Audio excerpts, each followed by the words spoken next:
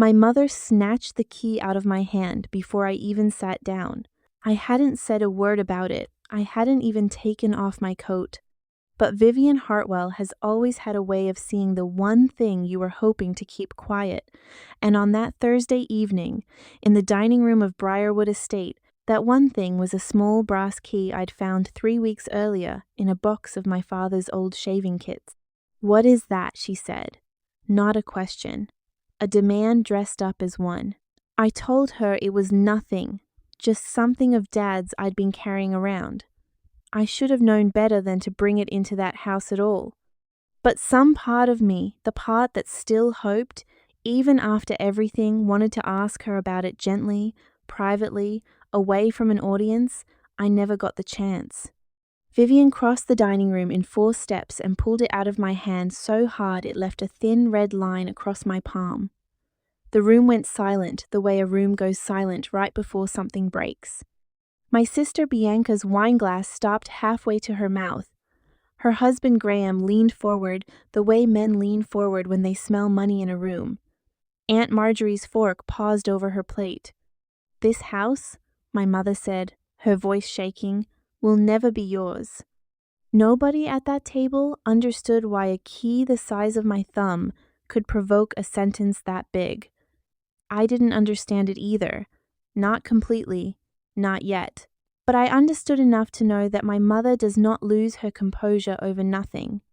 Vivian Hartwell has spent 6 decades curating a face for this town. Gracious at church, generous at the country club, devastated and dignified at my father's funeral 3 years ago. She does not raise her voice.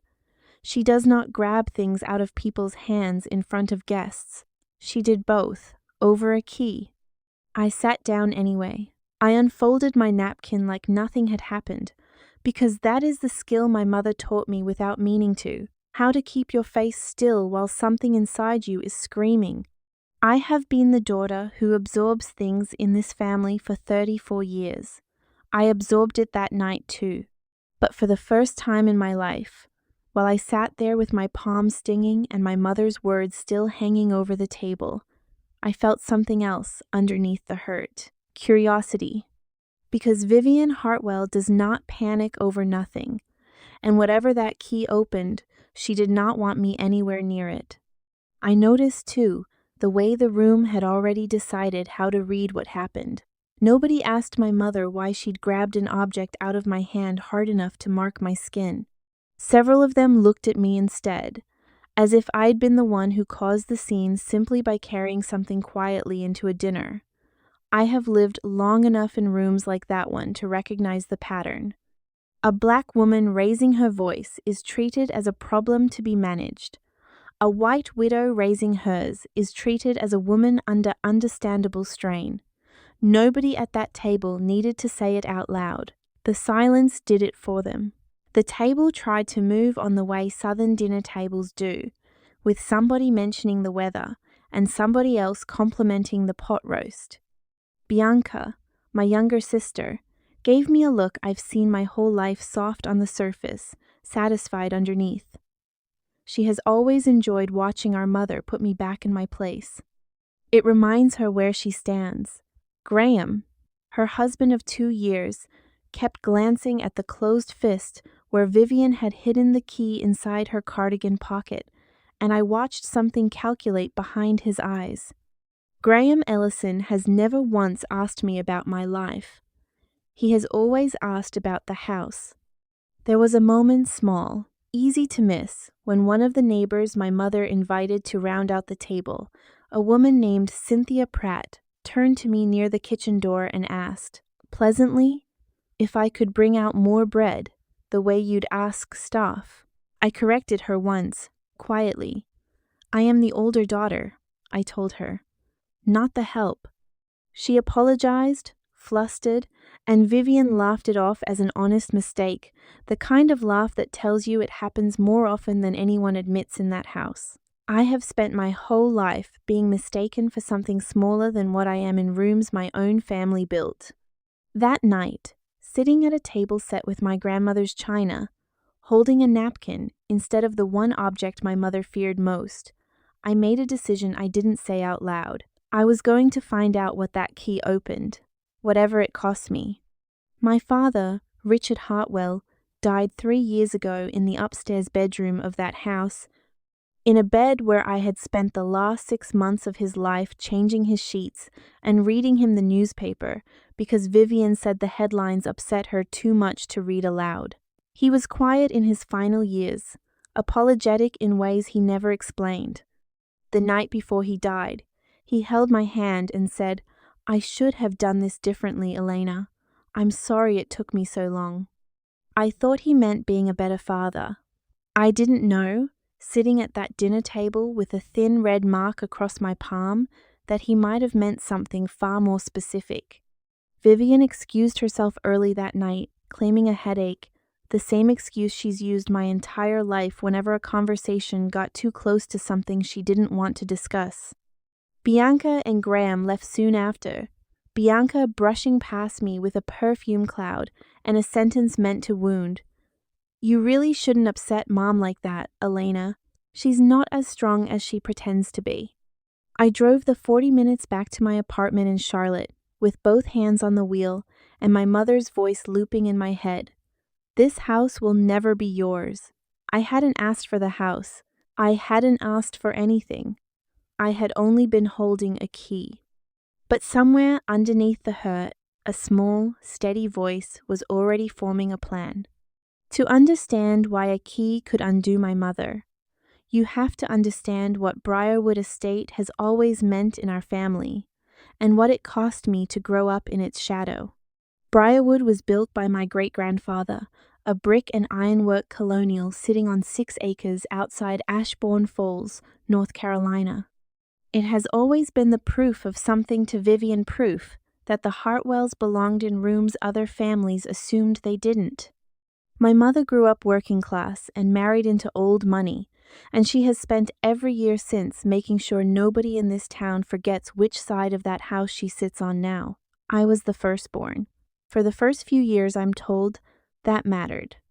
Then Bianca arrived, lighter-skinned, easier to praise in front of company, quicker to learn the performance my mother valued most, agreeableness.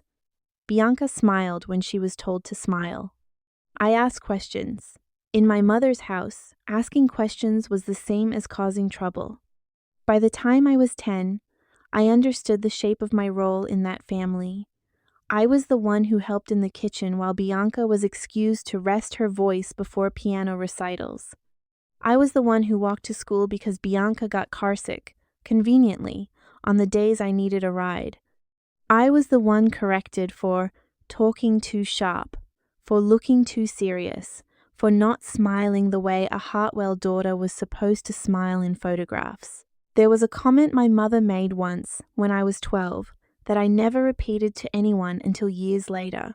She was arranging us for a family portrait, and she told the photographer to soften the lighting a little more on Elena's side, then turned to Bianca and said her side was already perfect. I didn't understand the full weight of it then. I understood it completely by the time I was an adult, watching how my mother spoke about Bianca's looks at church functions, how she introduced her to her friends as my Bianca, like a prize, while I was introduced as my older one, like an explanation. My father saw it. He never stopped it. Richard Hartwell was not a cruel man. He was a tired one, married to a woman whose approval he'd long since stopped fighting for. He would catch my eye across a room when Vivian said something cutting to me, and his face would tighten, just slightly, and then he would say nothing. I used to think his silence meant he didn't notice. It took me years to understand his silence meant he noticed everything and chose peace with Vivian over protection of me. The deepest wound came when I was 19. I had applied, secretly, to an architecture program in Boston, a 5-year scholarship track I'd worked towards since high school, staying up late sketching floor plans nobody in my house ever asked to see. I told myself if I got in, I would finally have proof that I was more than the daughter who kept the household running while everyone else got to have a life. I checked the mailbox every day for 3 weeks that spring. Then, nothing. No letter. No call. I assumed I hadn't been accepted. And something in me went quiet after that. The part that used to draw buildings on napkins. The part that believed leaving Ashbourne Falls was possible. I enrolled in community college instead, close enough to keep helping with my father's care as his health began to decline, close enough that Vivian never had to manage a single doctor's appointment alone. I did not know, sitting at that dinner table 15 years later, that the letter had come. I did not know my mother had read it before I ever touched the mailbox. That single piece of missing mail shaped the rest of my 20s. I built a quiet, modest life, a small apartment, a steady job as a design assistant at a firm in Charlotte, drafting other people's houses instead of my own dreams. I told myself I'd made peace with it. I told myself Briarwood had never really been mine to want, and the scholarship had never really been mine to have.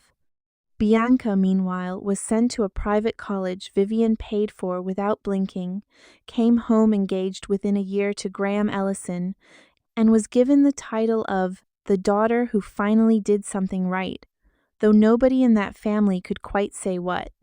I kept showing up. I drove out every other weekend to check on my father in his final years, paid for his medication twice when Vivian claimed the insurance had lapsed, sat through holidays where I was seated at the end of the table near the kitchen door, useful but unseen. That is the life Vivian built for me without ever naming it out loud. The daughter who works, the daughter who serves, the daughter who is grateful for whatever scraps of love are left over after Bianca takes her share. So when my mother screamed that the house would never be mine, some old, tired part of me almost believed her. I had spent 15 years being told, in 100 small ways, that I did not belong to anything good in that family. But there was another part of me quieter, newer, sharpened by that red line across my palm that had started asking a different question. If the house was never going to be mine, why did the thought of a key in my hand make my mother that afraid? I went back to Briarwood 3 days later, not for my mother, but for Martin Caldwell. Martin has been the Hartwell family attorney since before I was born. He has soft eyes and a slow way of speaking, the kind of man who chooses his words like he's afraid of what they might cost someone. I caught him in the driveway as he was leaving after a meeting with Vivian, his briefcase tucked under his arm like he wanted to be anywhere else. "Martin," I said, "I need to ask you about something." He didn't ask what. He already knew. "The key," he said quietly, glancing back toward the house. "Elena, I think we should talk somewhere your mother isn't."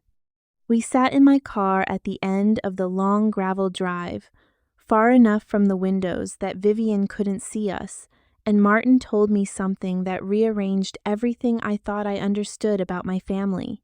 "Your father came to me 4 years ago," he said, "before he got sick.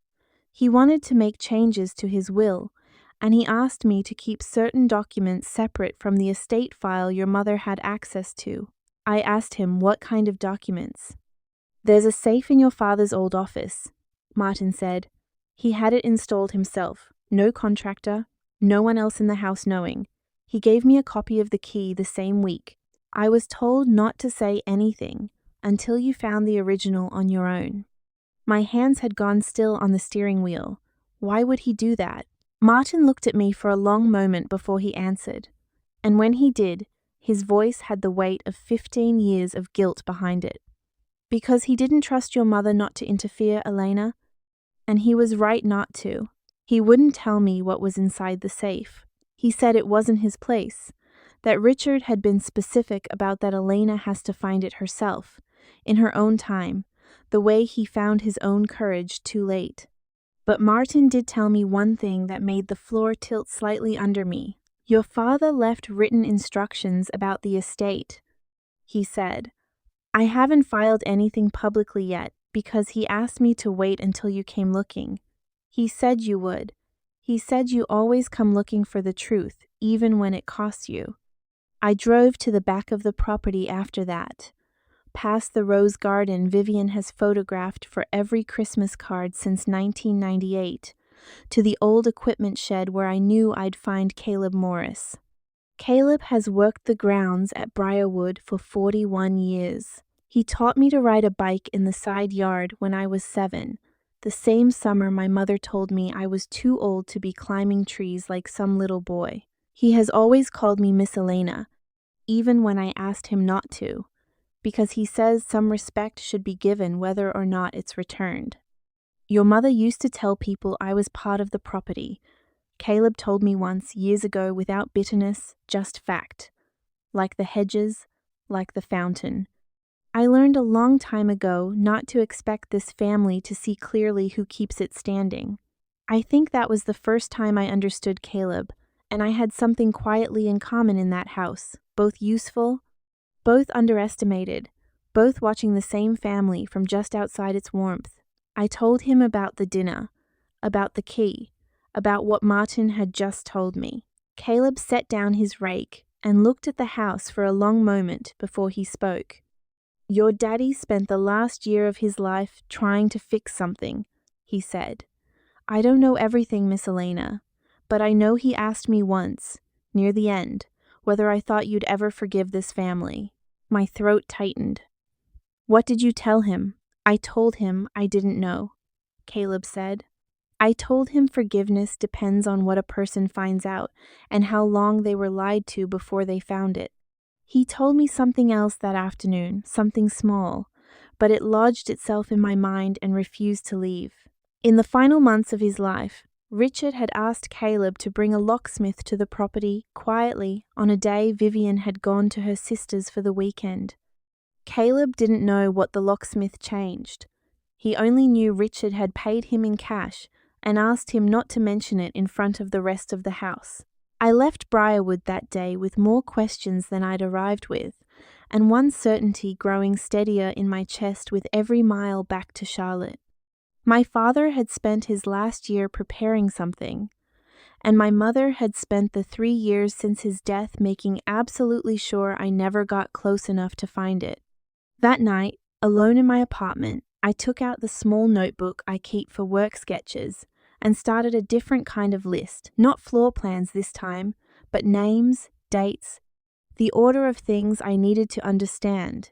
At the top, I wrote a single line. What does the key open? And why is she so afraid of where it leads? Underneath, almost without thinking, I added a second line. Whatever it is, I am not asking permission to find out anymore. My mother called me 4 times that week. I let 3 of them go to voicemail. When I finally answered the 4th, her voice had shifted from anger into something colder and more practiced the tone she uses when she wants witnesses to believe she's the one being wronged. I've been worried sick, she said. You stormed off without saying goodbye to your aunt. People are asking questions, Elena. I told her I hadn't stormed anywhere. I had simply left after she grabbed something out of my hand hard enough to leave a mark. There was a pause on the line, the kind of pause that tells you someone is recalculating their story in real time. You're being dramatic, she said. I was protecting that key. It belonged to your father. You have no idea what you could have broken carrying it around carelessly. I didn't argue. I had already learned that arguing with my mother only gives her more material to reshape later. I simply said I'd like to come by and talk, calmly, about my father's things. She told me Bianca and Graham would be there too, for moral support, and I understood immediately what that meant. It meant I wasn't walking into a conversation. I was walking into an audience. Within days, the pressure began to spread beyond the house. My Aunt Marjorie called to ask, with the false gentleness of someone fishing for gossip, whether I was doing all right mentally, because Vivian had mentioned I'd been acting strange about money since your father passed. A neighbor I hadn't spoken to in years sent a message hoping I was getting the support I needed, language so specific it could only have come from one source. My mother was building a narrative before I'd even said a word in my own defense. Elena, the unstable daughter. Elena, obsessed with the estate. Elena, ungrateful for everything this family has given her. It would have worked on me 5 years ago. It almost worked on me that week. Bianca called too, her voice syrupy with concern. Mom's really hurt, Elena. She just wants to make sure Dad's memory stays peaceful. Can't you just let this go? You know how she gets. She added something else before hanging up, almost casually, the way she has always delivered her sharpest lines. You've always needed everything to be some big dramatic mission, Elena. Maybe if you focused less on the past, you'd actually have a life of your own by now. I sat with that sentence for a long time after the call ended. It was the same accusation dressed in different clothes that my exhaustion, my grief, my questions were all just evidence of some personal failing, never evidence of anything done to me. I asked Bianca directly if she knew anything about a safe in our father's office. The pause before she answered told me everything I needed to know. I don't know what you're talking about, she said too quickly. Honestly, Elena, this obsession with keys and safes is starting to worry me too. Graham was less careful than his wife. I ran into him at a gas station outside Ashbourne Falls 2 days later, and he leaned against my car door with the easy confidence of a man who has never once been told no. Heard you're stirring things up at Briarwood, he said, smiling like we were old friends. You know, if there's something in that house worth finding, it'd be a shame for it to get tangled up in a family fight. Maybe we should all just sit down, work something out, before lawyers get involved and everybody loses. I asked him what exactly he thought there was to work out, since, as far as I knew, nothing had been found yet. His smile flickered, just slightly. Just looking out for the family, he said, and walked off before I could ask him anything else. It told me something important. Graham wasn't worried about a fight over feelings. He was worried about a fight over money, and he already suspected which way it might go. That weekend, Vivian invited me to what she called a small lunch, just us girls, at a restaurant downtown where she knew half the room. I went, because I wanted to see what she would do with witnesses she hadn't hand-selected. She was performative the entire meal, touching my hand across the table, telling the waitress how proud she was of both my girls, loud enough for the neighboring table to hear. Then, near the end, she leaned in and her voice dropped into something sharper.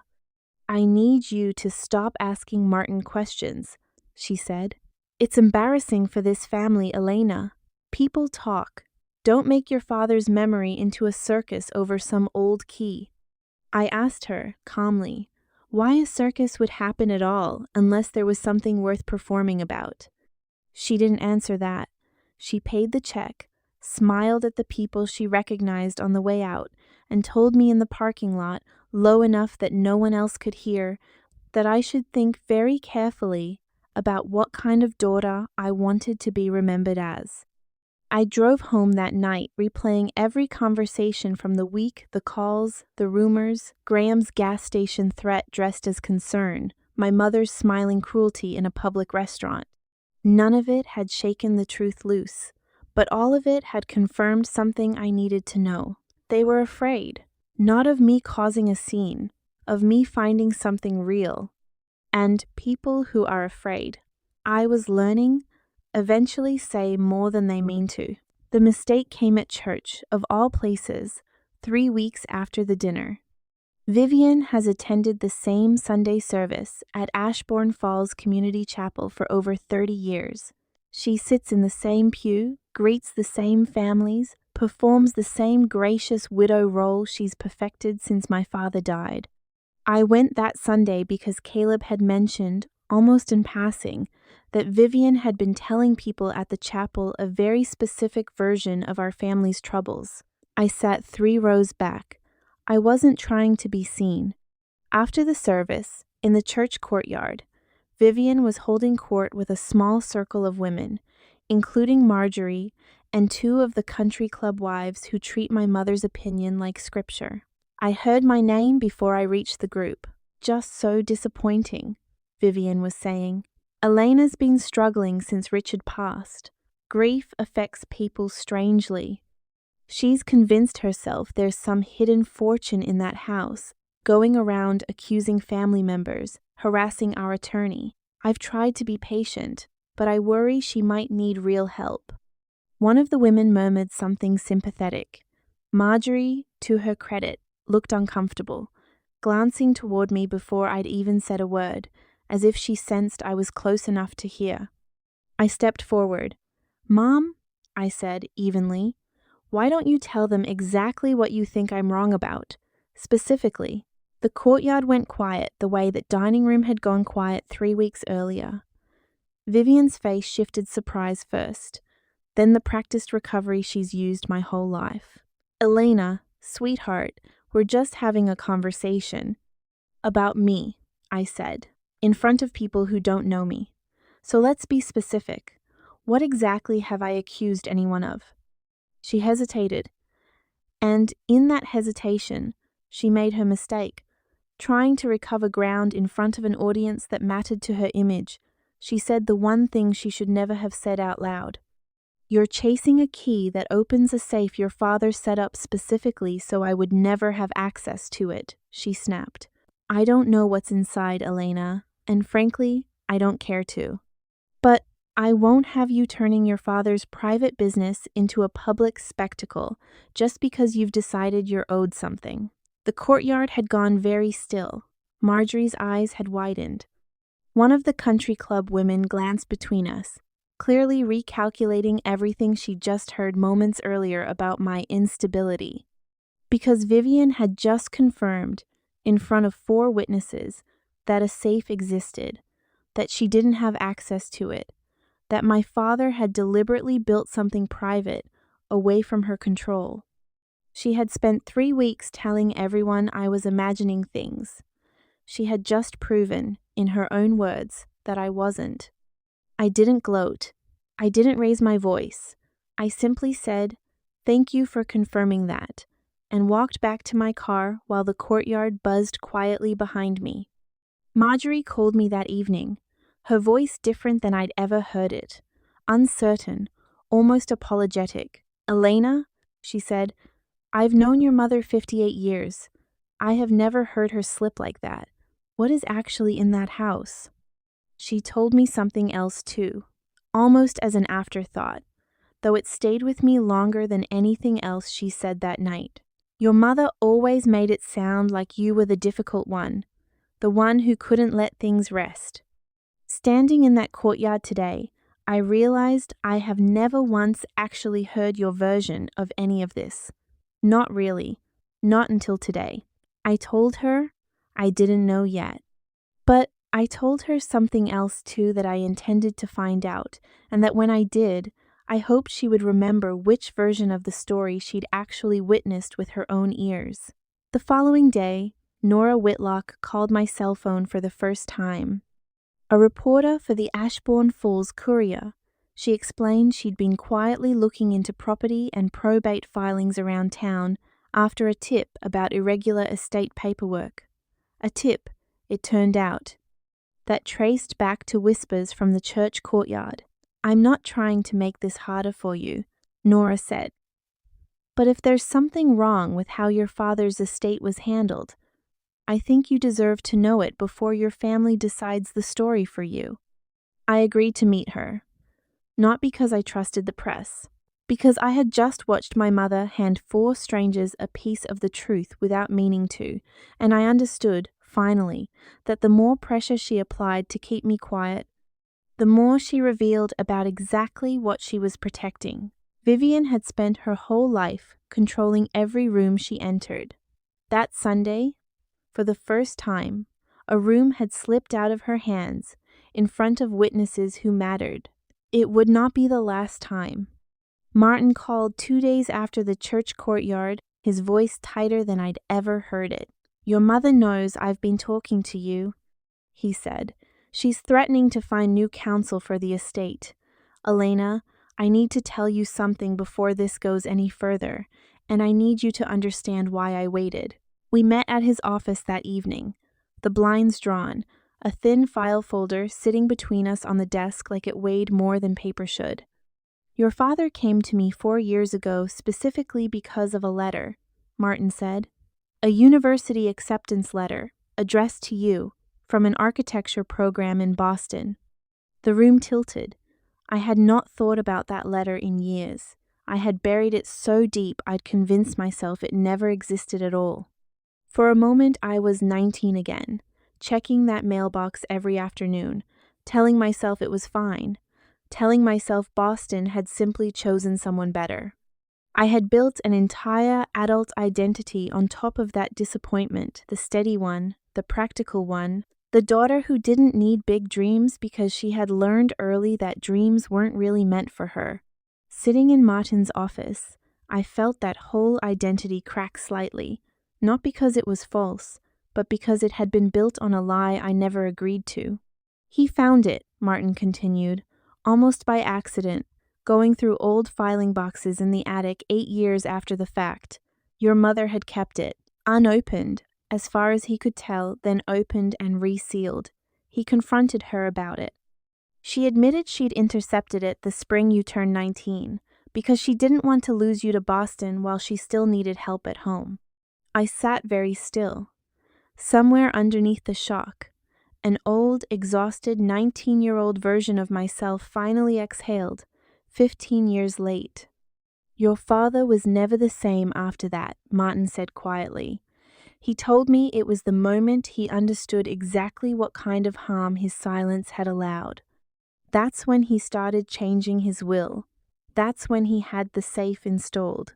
He didn't trust your mother not to interfere with anything meant for you again. He opened the file folder and slid a single photocopy across the desk, the original letter, the one Vivian had hidden, now scanned and preserved in Martin's records as proof. I read my own name at the top in unfamiliar 15-year-old formatting, congratulations on your acceptance, and felt something break open in my chest that had been sealed shut since I was 19. There's more, Martin said. He recorded something for you. Audio, on an old digital recorder, kept with the will inside the safe. He gave me a copy of everything except the recording itself. He wanted you to hear that for the first time on your own terms, not in a lawyer's office. I asked him what else was in the safe, if he knew. The original will, Martin said. Bank statements showing he'd been quietly setting aside funds in your name for years, separate from the joint accounts your mother managed. And the deed paperwork for Briarwood itself, with a notation I'm not authorized to discuss until you see it yourself. I went back to Briarwood the following afternoon, while Vivian was at a hair appointment in town, and Caleb let me in through the side garden door without a word, just a steady nod that told me he understood exactly what I was about to do. My father's office had been left mostly untouched since his death. Vivian had closed the door on it the way some people close doors on grief, leaving the dust to settle over everything inside. I found the safe behind a false panel in the bookshelf, exactly where Martin had described it, the same small brass keyhole that matched the key my mother had ripped from my hand weeks before. I didn't have the key, she did. But I had something else, the spare Martin had been holding for 4 years, the one Richard had given him specifically for this moment. My hands were not steady when I turned it in the lock. The door swung open slowly, and inside, exactly as Martin had described, sat a stack of documents bound with a rubber band gone brittle with age, a small digital recorder with a strip of masking tape that read, in my father's handwriting, for Elena, and an old photograph I hadn't seen since childhood, me at 7 years old, sitting on Caleb's tractor, laughing in a way I barely recognized. I sat down on the floor of my father's office and pressed play. His voice came through tired, slower than I remembered, full of the apology he never managed to say clearly while he was alive. Elena, he said, if you're hearing this, it means you found your way back here, the way I always hoped you would. I should have protected you a long time ago. I didn't. I'm sorry it took dying to find the courage to fix it. He went on to explain everything, the letter, the will, his reasons for the secrecy, his fear that Vivian would destroy the truth before I ever had the chance to claim it. By the time the recording ended, I understood exactly what that key had been protecting all along. It wasn't just a house. It was every year of my life my mother had quietly stolen and renamed as sacrifice. Vivian announced the second dinner herself, 3 weeks after I found the safe, though she didn't know yet that I had. She called it a family celebration, Bianca and Graham's 2-year anniversary, she said, though everyone close enough to the family understood the real purpose. Vivian wanted to formally announce, in front of the same circle of neighbors and relatives who'd witnessed my humiliation at the first dinner, that Bianca would be taking over management of Briarwood Estate. She wanted to bury the truth under a celebration before I could ever raise it publicly. I let her plan it. I even told her, when she called to kindly remind me of the date, that I would be there. What she didn't know was who I would be bringing with me. Martin Caldwell arrived first in a grey suit, carrying the same file folder he'd shown me weeks earlier, now considerably thicker. Nora Whitlock came next, professional and quiet, notebook tucked discreetly in her bag, there at my invitation as a witness. Not a reporter, though. She made clear she intended to write about whatever became public record afterward. Caleb arrived last, in his good church clothes, the first time I had ever seen him inside that dining room as anything other than staff. Vivian's face, when she opened the door and saw who stood behind me, told me everything I needed to know about how badly she'd underestimated this moment. "Elena," she said carefully, "I didn't realize you were bringing guests." "They're not guests," I said. "They're witnesses." The dinner began the way the first one had, Vivian performing warmth for the neighbors she'd invited, Bianca glowing in anticipation of her announcement, Graham pouring wine with the satisfaction of a man who believed he'd already won. Vivian stood near the head of the table when the moment came, raised her glass, and began the speech she'd clearly rehearsed. "Tonight, I want to formally announce that Bianca and Graham will be taking responsibility for Briarwood's future," she said, her voice carrying the same performed grace she'd used at the church courtyard. "This house has always represented our family's legacy, and I know Richard would be proud to see it carried forward by—" "He left it to me," I said. The room went still. I didn't raise my voice. I didn't need to. I simply opened the folder Martin had handed me and placed the original will on the table, where everyone seated close enough could see my father's signature, the notary's seal, and the date 4 years before his death, witnessed and filed. Briarwood Estate, along with all associated property and accounts held in trust, is to pass to my daughter Elena Hartwell, Martin read aloud, his voice steady despite the visible weight of the moment. In recognition of her care, her sacrifice, and the years this family failed to acknowledge them. Vivian reached for the document the way she'd reached for the key weeks earlier, fast, instinctive, desperate to make it disappear. This time, I held it firmly, and she found nothing to grab but air. "This is fabricated," she said, her voice cracking under the weight of an audience that was no longer entirely on her side. "Richard would never." "There's a recording," I said quietly, his voice explaining exactly why he made this choice. "I can play it for everyone here, if you'd like them to hear it in his own words instead of mine." She did not ask me to play it. The silence that followed told me she already knew what it would say. Nora stepped forward then, calm and unhurried. "I've spent the last month reviewing the county filing records," she said.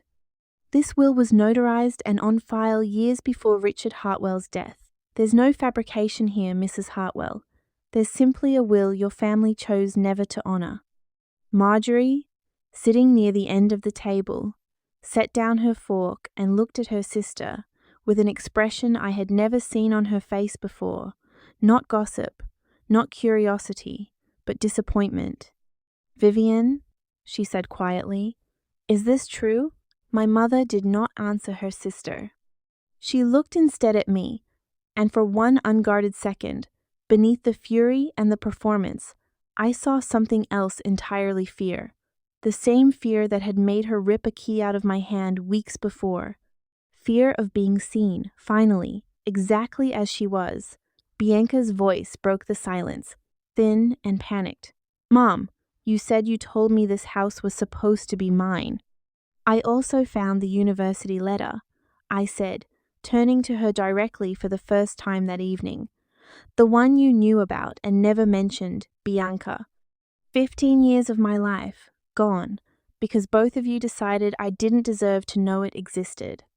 Bianca's face went through something complicated, then shame, maybe, or the closest thing to it she's ever let herself feel in front of an audience. "I didn't make her hide it," she said quietly, no longer performing for anyone. "I just never told you. I told myself that was different." "It wasn't," I said. Not cruelly, just true. Graham, sensing the ground shift beneath the marriage he'd built on an inheritance that no longer existed, set down his wineglass and quietly excused himself from the table, already calculating his next move before the dinner had even ended. I had imagined this moment for weeks: the confrontation, the reveal, the satisfaction of finally being believed. What I felt instead, standing at that table with my father's will in my hands, was simpler than satisfaction. It was relief. The truth was finally louder than the silence that had buried it. The weeks after that dinner unfolded the way truth usually does once it's finally been let out of a room, slowly, then all at once. Vivian tried, briefly, to contest the will through a new attorney, but the recording, the notarized documents, and Nora's published findings in the Courier made the case difficult to argue in public, let alone in court. She withdrew the challenge within a month, though she has never once apologized to me directly. Some people, I've learned, will go to their graves, protecting the version of themselves they built, rather than face the one the truth requires. Bianca called me twice in the weeks that followed, each time circling toward an apology she never quite reached. The second call, she admitted, quietly, that she'd known about the letter for years and chose silence because watching me stay small had always made her feel less afraid of becoming invisible herself. It wasn't forgiveness between us, but it was the first honest thing she'd said to me in over a decade, and I let it be enough for now.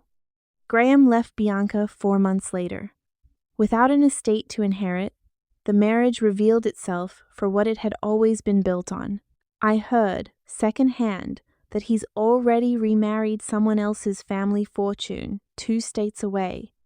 Marjorie, to my surprise, became one of the few relatives who actually showed up calling to check on me, attending the small probate proceedings, eventually admitting that watching her sister's composure crack in that dining room had forced her to reconsider every story Vivian had ever told her about the rest of us. Martin Caldwell retired from the family's legal affairs shortly after, though he stayed in my life as something closer to family than counsel.